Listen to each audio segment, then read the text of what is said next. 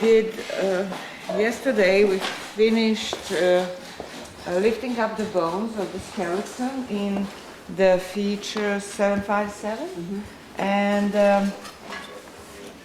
there are no bones anymore in there. We can see the basket, remains of the basket, and we can see the marked places where the other finds were.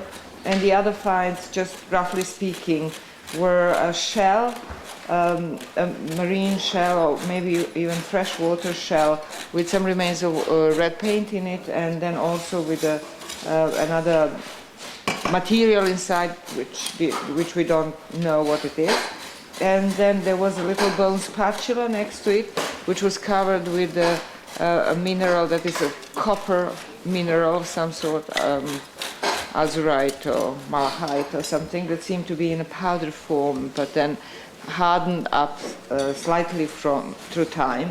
And it seemed as though it was scooped with a spatula, and that was given in the burial just below the cranium of the child that was buried there as a burial good. And there were also remains of wood, the pieces of which I guess we can still see in situ. Is that right?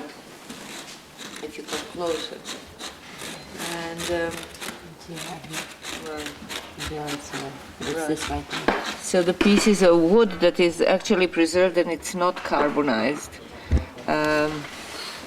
And so we will do the sampling of all of these mentioned materials, and then we'll be able, hopefully, to say what exactly they are.